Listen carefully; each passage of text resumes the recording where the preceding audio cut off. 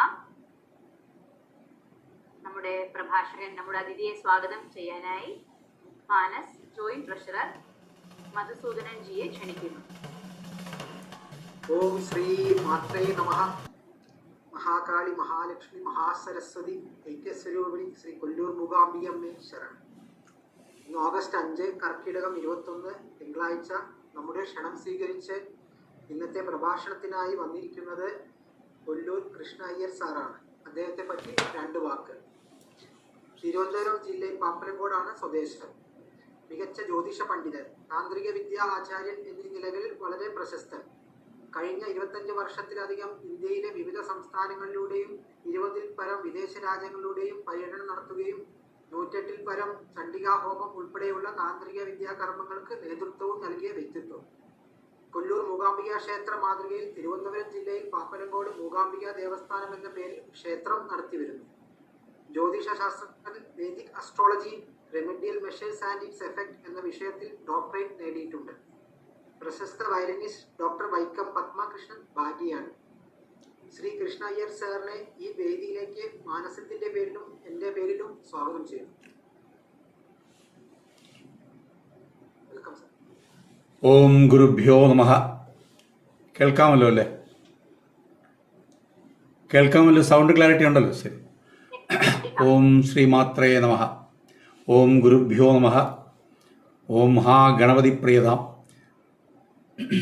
എന്നെ ഈ ഒരു വേദിയിലേക്ക് ക്ഷണിച്ച് ഒരു ശ്രീരാമഭഗവാനെപ്പറ്റി 2 വാക്ക് പറയാനായി ഒരു അവസരം തന്നതിന് ഈ മാനസ ഗ്രൂപ്പിലെ എല്ലാ അംഗങ്ങൾക്കും എൻ്റെ വിനീതമായ നമസ്കാരം. സന്തോഷം, വളരെ വളരെ സന്തോഷം. ശ്രീരാമചന്ദ്രനെ പറ്റി എന്ത് പറയാനാണ്? ശ്രീരാമ രാമ രാമേതി രമേ രാമേ മനോരമേ സഹസ്ര നാമ തത്തുല്യം രാമ നാമവരാനനെ. ആ ഒരു വാക്കോടുകൂടി പറയുകയാണെങ്കിൽ ഇവിടെ ഒരുപാട് പ്രഭാഷണങ്ങൾ നടന്നിട്ടുണ്ട്. ഇതിൻ്റെ ആധ്യാത്മികമായ പരിവേഷങ്ങളെല്ലാം മാറ്റിവെച്ച് സാമുദായിക പരിവേഷത്തിൽ ശ്രീരാമചന്ദ്രനെ കാണാനാണ് എനിക്ക് താല്പര്യം. സംവേദനത്തിൽ കുറച്ച് നമ്മളെന്താണ് രാമായണത്തിൽ നിന്ന് മനസ്സിലാക്കേണ്ടത് എന്ന് 1-2 കാര്യങ്ങൾ സൂചിപ്പിക്കാനും ഞാൻ ഉദ്ദേശിക്കുന്നു.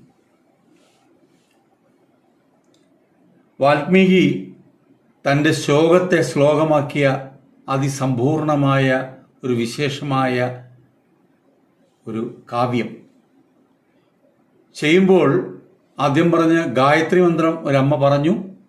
സത്യം പറഞ്ഞാൽ 24,000 ശ്ലോകത്തിൽ 24,000ത്തിന് കണക്കെന്ന് പറഞ്ഞാൽ ഗായത്രി മന്ത്രം ഓം ഭൂർഭവസ്വഃ തത് സവിതുർവരേണ്യം ഭർഗോ ദേവസ്യ ധീമഹി ധിയോ യോ നഃ പ്രചോദയാത് എന്ന 24 അക്ഷരത്തിനെ എടുത്ത് ഓരോ ശ്ലോകത്തിലും 24,000 ശ്ലോകത്തിലും 1000 ശ്ലോകത്തിലും ചേർത്ത് ഇത്ര ഭംഗിയായിട്ട് ഉൾക്കൊള്ളിച്ചു കൊണ്ടെന്ന് എല്ലാവർക്കും അറിയാമായിരിക്കും. എന്നാലും ഞാൻ എടുത്ത് പറഞ്ഞതേ ഉള്ളൂ. രാമായണത്തിൻ്റെ ഭംഗി അത് തന്നെയാണ്, അതിൻ്റെ വൈശിഷ്ട്യം അത് തന്നെയാണ്. ഇനി നമ്മളെ എന്തുകൊണ്ട് ഇന്ത്യ ഒരു രാമരാജ്യമാകണം എന്ന് മഹാത്മാഗാന്ധിജി പറഞ്ഞത് സാമൂഹ്യവശം പറയുകയാണ്. പട്ടാഭിഷേകം കഴിഞ്ഞിട്ട് ഞാൻ രാജാവാണ്, എനിക്ക് താഴെ ഇത്രയും വേണം എന്നൊന്നുമില്ലാതെ തൻ്റെ ഓരോ സെക്ഷനുകൾ, ഇപ്പോഴത്തെ കാലത്ത് പറയും മന്ത്രിമാരെ നിയമിക്കുന്നത് പോലെ, ഓരോ കാര്യങ്ങൾക്കും ഓരോരോ ആൾക്കാരെ കൊണ്ടുവന്ന്. വോയിസ് ബ്രേക്ക് ആവുന്നുണ്ട്, ഒന്നും കേൾക്കുന്നില്ലല്ലോ.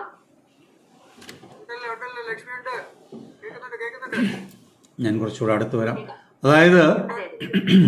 അതായത് നമ്മുടെ രാജ്യതന്ത്രജ്ഞന്മാരിൽ അത്യുന്നതനായിരുന്നു ശ്രീരാമചന്ദ്രമൂർത്തി. സാമൂഹ്യ പരിഷ്കർത്താവ് എന്നൊക്കെ പറയുന്നത് ഏറ്റവും ഉത്തമനായിട്ടുള്ള ഉദാഹരണം അദ്ദേഹം തന്നെയായിരുന്നു. അതുകൊണ്ട് തന്നെയാണ് മഹാത്മാഗാന്ധിജി പലപ്പോഴും രാമരാജ്യം വരണം രാമരാജ്യം വരണം എന്ന് പറഞ്ഞത്.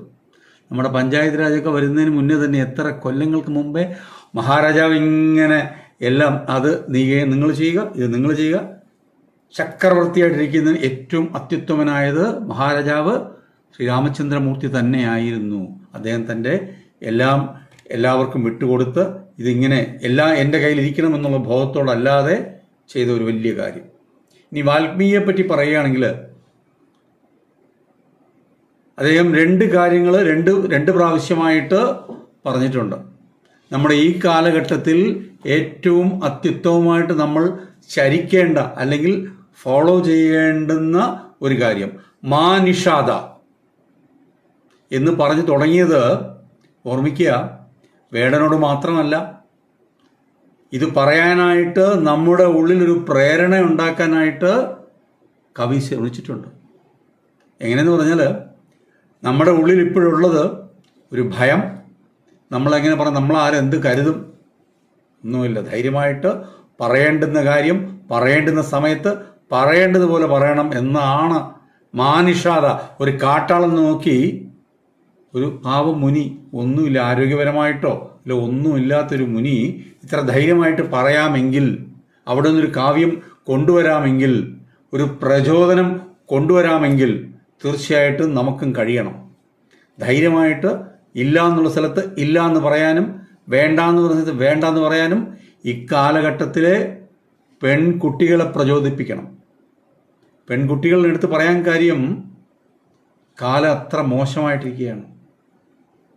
എല്ലാവരാലും ചവിട്ടി തേച്ച് എല്ലാ ഉപദ്രവങ്ങളും സഹിച്ച് കഴിയുന്നൊരു കാലഘട്ടത്തിലൂടെ പോയിക്കൊണ്ടിരിക്കുമ്പോൾ മാനുഷാദ ഓർമ്മിക്കുക. ഒരു നിഷാദനെ നോക്കി, ഒരു വേടനെ നോക്കി, ആ കരുത്തിട്ട ഒരു വേടനെ നോക്കി ഒരു പാവം മുനി പറയണ്ട, നിൽക്കവിടെ, നീ ചെയ്ത് തെറ്റാണ് എന്ന് പറയാനുള്ള ധൈര്യം കാണിച്ച വാൽമീകിയെ സദവും നമസ്കരിച്ചുകൊണ്ട് തന്നെ തുടങ്ങട്ടെ. വീണ്ടും വാൽമീകി വരുന്നുണ്ട്. ഉത്തരരാമചരിതത്തിൽ ഇത്രയും വലിയ മഹാചക്രവർത്തിയെ നേരിട്ട് കണ്ട് നീ ചെയ്ത തെറ്റ് എന്ന് പറയാൻ, എൻ്റെ 1000 വർഷത്തെ തപസ് നഷ്ടപ്പെട്ടാലും സാരമില്ല, എനിക്കതിൻ്റെ ഒന്നും ആവശ്യമില്ല, നീ ചെയ്ത തെറ്റ് എന്ന് പറയാനുള്ള സധൈര്യം പറയാനുള്ള ഒരു ധൈര്യമുണ്ടാക്കിയ ശ്രീരാമചന്ദ്രമൂർത്തിയുടെ മുമ്പിൽ നിന്ന് പറയാനായിട്ട്, ഇത്ര വലിയ ചക്രവർത്തിയുടെ മുമ്പിൽ നിന്ന് പറയാനായിട്ടുള്ള സധൈര്യം കാണിച്ച വാൽമീകി മുനി 2ാം പ്രാവശ്യവും പറയുന്നുണ്ട്. മാനുഷയുടെ വേറൊരു ഭാവമാണ് അവിടെ. ഈ കാലഘട്ടത്തിൽ നമുക്ക് പേടിയാണ് ഭരണാധികാരിയെ നോക്കി ഒരു വാക്ക് സംസാരിക്കാൻ. എല്ലാവർക്കും സാമൂഹിക സാഹചര്യങ്ങൾ അറിയാം, അതുകൊണ്ട് അതൊന്നും എടുത്തു പറയുന്നില്ല. എങ്കിലും ആ ഒരു ധൈര്യം നമുക്കെല്ലാവർക്കും വരണം. അതിൻ്റെ പ്രചോദന ശക്തിയാണ് രാമായണം. ആ ഒരു ഭാവത്തിൽ നമ്മൾ രാമായണത്തിനെ കാണണം. രാമൻ അത്യുത്തമമായ മൂർത്തി. എന്തുകൊണ്ട് രാമനെപ്പറ്റി എഴുതി? രാമൻ ഇത്രയും ഉജ്ജ്വലമായി പറയാൻ കാര്യം എന്താണ്? എങ്ങനെ ഒരു മനുഷ്യനായി ജീവിക്കണം, എത്ര തന്നെ അലങ്കാരങ്ങളുണ്ടായാലും ഒരു സാധാരണക്കാരൻ്റെ ഭാവനയോടെ ജീവിക്കാനായിട്ട് സ്വന്തം അച്ഛൻ ഒരു വാക്ക് കൊടുത്തു, എനിക്കൊന്നും വേണ്ട, സദാ സർവസംഘ പരിത്യാഗിയായിട്ട് ഇറങ്ങുകയാണ് അച്ഛൻ കൊടുത്ത വാക്ക് പാലിക്കാനായിട്ട്. ഇന്നത്തെ കാലത്ത് ആർക്ക് പറ്റും? ഏത് മകൾ ചെയ്യില്ല.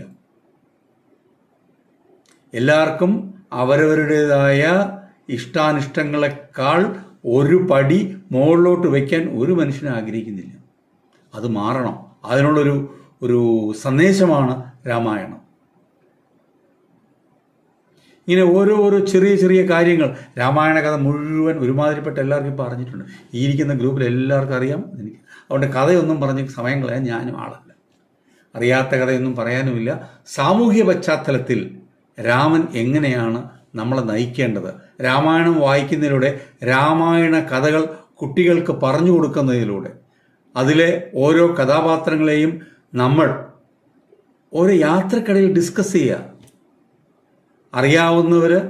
അറിയാവുന്ന കാര്യങ്ങൾ അച്ഛനും അമ്മയും മക്കളും ഒന്നിച്ച് ഡ്രൈവ് ചെയ്ത് പോകുമ്പോൾ അവർക്ക് ഇറങ്ങി ഓടാൻ പറ്റില്ല, മക്കൾക്ക് ഇറങ്ങി ഓടാൻ പറ്റില്ല, നമുക്ക് ഇറങ്ങി ഓടാൻ പറ്റില്ല. ആ ഒരു തരുണത്തിൽ കഴിയുന്നതും ഇതുപോലെ കാര്യങ്ങൾ തമ്മിൽ സംസാരിക്കുക. കാര്യം ഇപ്പോൾ ഭക്ഷണ മേശയിൽ ആരും ഒന്നും ചിരിക്കാറില്ല. എല്ലാവരും അവരുടേതായ മൊബൈൽ ഫോണുണ്ട്. അതുകൊണ്ട് ഭക്ഷണ മേശയിൽ ഇരിക്കുന്നതോ സാമൂഹിക പശ്ചാത്തലമാകെ കൊറോണയോടുകൂടി മാറിപ്പോയി. ചേർന്നിരുന്ന പലരും സ്പ്ലിറ്റായി. അതേസമയത്ത് സ്പ്ലിറ്റായിരുന്ന പലരും ചേർന്ന് വന്നിട്ടുണ്ട്. അതൊക്കെ സാമൂഹികമായ നീതിയാണ്. എന്നാലും കഴിയുന്നത് ഒരു അവസരമുണ്ടെങ്കിൽ അച്ഛനമ്മമാർ, പ്രത്യേകിച്ച് അമ്മമാർ ശ്രദ്ധിക്കുക. അമ്മ പറയുന്ന വാക്കാണ് വേദവാക്കും മക്കൾക്ക്, അച്ഛൻ പറയുന്നതിനേക്കാൾ. അതുകൊണ്ട് അമ്മമാർ കുറേ കാര്യങ്ങൾ കൂടെ മനസ്സിലാക്കിയിട്ട് തീർച്ചയായിട്ടും പകർന്നു കൊടുക്കുക. നിങ്ങൾ വിചാരിച്ചാൽ മാത്രമേ അടുത്ത ഒരു തലമുറയ്ക്ക് പല കാര്യങ്ങളും മനസ്സിലാവുള്ളൂ. നിങ്ങളുടെ അമ്മൂമ്മമാർ പറഞ്ഞു തന്ന കഥകൾ പലരും ഇങ്ങനെ പറഞ്ഞ് കേട്ടിട്ടുണ്ടോ? അന്ന് അമ്മൂമ്മ എനിക്ക് പറഞ്ഞു തന്നിട്ടുണ്ട് എന്ന് പറയുന്നത് തന്നെ നമ്മൾ പറഞ്ഞു കൊടുത്താൽ കേൾക്കാനായിട്ട് മക്കൾ ഇരിക്കില്ല. അതേ സമയത്ത് അവർക്ക് അതുമായിട്ട് അവരെ ഡിസ്കസ് ചെയ്യാനായിട്ട് ഈ കഥാപാത്രത്തെ നിങ്ങൾക്കറിയാമോ എന്ന് ചോദിക്കുന്നതിലൂടെ ഉടനെ മൊബൈലെടുത്ത് വാട്സാപ്പിൽ ഉടൻ തന്നെ ഒരു വയലറ്റ് കളർ ഇതുണ്ട്, അതിൽ രാമൻ, ഹുയിസ് രാമൻ ടൈപ്പ് ചെയ്ത് ഉത്തരം അവർ പറഞ്ഞു തരും. വേണമെങ്കിൽ ആരാണ് യുദുത്സു പറഞ്ഞു തരും. അവൈലബിൾ ആണ്. കളി പറഞ്ഞതല്ല, നമ്മുടെ AI വാട്സാപ്പിൽ ഇതെല്ലാം അവൈലബിൾ ആണ്. അതെങ്കിലും നിങ്ങളൊന്ന് ഷെയർ ചെയ്യൂ. അങ്ങനെയെങ്കിൽ അവരിത് യുദുത്സു ആരെന്നറിയാമോ? അറിയില്ല പലർക്കും. മഹാഭാരതത്തിലാണ്, രാമായണത്തിലല്ല. എന്നാലും ഇത് സൂചിപ്പിച്ചെന്നേ ഉള്ളൂ. അതുപോലെ നമ്മുടെ ജീവിതസന്ധാനത്തിൽ നമ്മൾ പലതും വിട്ടുപോയ കാര്യങ്ങളുണ്ട്. റണ്ണിങ് ബിഹൈൻഡ് വർക്ക് മണി, വർക്ക് മണി. പക്ഷേ അതിൻ്റെ കൂട്ടത്തിൽ കുറേ കാര്യങ്ങൾ നമ്മൾ കുറച്ച് അവരുടെ മനസ്സിലോട്ട് ഇങ്ങനെ തള്ളിക്കയറ്റി കൊടുക്കുക, കുറച്ചായിട്ട്. സത്യം പറഞ്ഞാൽ അത് അവർക്കത് മനസ്സിലാകാത്ത രീതിയിൽ മനസ്സിലാക്കണം. അത് അമ്മമാർക്കേ കഴിയൂ. അതുകൊണ്ട് ഈ ഒരു സംഭാഷണത്തിൽ കേട്ടുകൊണ്ടിരിക്കുന്ന അമ്മമാർ പ്രത്യേകം ശ്രദ്ധിക്കുക. നിങ്ങളെ കൊണ്ട് ചെയ്യാവുന്നത് അടുത്ത തലമുറയ്ക്കുള്ള ഒരു വലിയൊരു കാര്യമാണ്. രാമായണത്തെ കഥാപാത്രങ്ങൾ ദുശ്ശളയാരാണ്, ദുശ്ശളയെപ്പോലെ ഒരിക്കലും നമ്മൾ ഇരിക്കരുത് എന്നുള്ള കാര്യങ്ങൾ പറഞ്ഞു കൊടുക്കണം. അതാണ് വേണ്ടത്. രാമനെപ്പോലെ ഇരിക്കണം. രാമായ രാമഭദ്രായ രാമചന്ദ്രായ വേദസേ. രാമനെ പറ്റി പറയുമ്പോൾ ഹനുമാനെ പറ്റി എങ്ങനെയാണ് പറയാതിരിക്കുക? ഇത്ര വിശ്വസ്തനായിട്ട്, ഇത്ര ഒരു സുഹൃത്തിനെ പോലെ പട്ടാഭിഷേകം കഴിയുമ്പോഴത്തേക്കും കെട്ടിപ്പിടിക്കുകയാണ്. രാമചന്ദ്രമൂർത്തി എൻ്റെ സുഹൃത്താണ്, എൻ്റെ എല്ലാമാണ് ഹനുമാൻ എന്ന് പറഞ്ഞാണ്. ആ ഹനുമാൻ്റെ ഭക്തിയോ ദേവ പറയാതെ വയ്യ. ആ ഭക്തി, ആ ആശ്രിത വത്സലനായിട്ടുള്ള ഒരു സേവകഭാവം ഏത് കഥാപാത്രത്തിനുണ്ട്?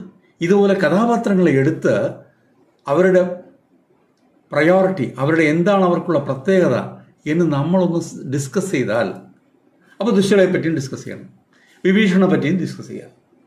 ഇങ്ങനെ ഓരോരോ കഥാപാത്രങ്ങളെ പറ്റി ഡിസ്കസ് ചെയ്യുമ്പോഴത്തേക്കും നമ്മൾക്കറിയാവുന്ന കാര്യങ്ങൾ പറയുക. അപ്പോൾ അത് ന്യായമായിട്ട് വരും. എന്നാലും രാവണൻ അങ്ങനെ ചെയ്തത് ശരിയല്ല. രാവണന് 10 തല എന്നാണ് വെപ്പ്, 10 തലയല്ല. അതൊരു ആലങ്കാരിക പ്രയോഗമാണ്. എല്ലാവർക്കും അറിയാം. രാവണന്റെ ബുദ്ധി എന്ന് പറയാറില്ലേ, മൾട്ടിപ്പിൾ ഇൻ്റലിജൻസ്. വീണ്ടും പറയുകയാണ്, സ്ത്രീകൾ ഇത്രയും എടുത്തു പറയുകയാണ്, ആണുങ്ങൾക്ക് പറ്റാത്തൊരു കാര്യവും സ്ത്രീകൾക്ക് പറ്റുന്നത് കാര്യമാണ് മൾട്ടിപ്പിൾ വർക്ക്. ഒരേ സമയത്ത് അവർ ഭക്ഷണം ഉണ്ടാക്കിക്കൊണ്ട് തന്നെ, മൊബൈലിൽ സംസാരിച്ചുകൊണ്ട് തന്നെ മോളുടെ ഹോംവർക്കിൽ ചെറിയൊരു കറക്ഷൻ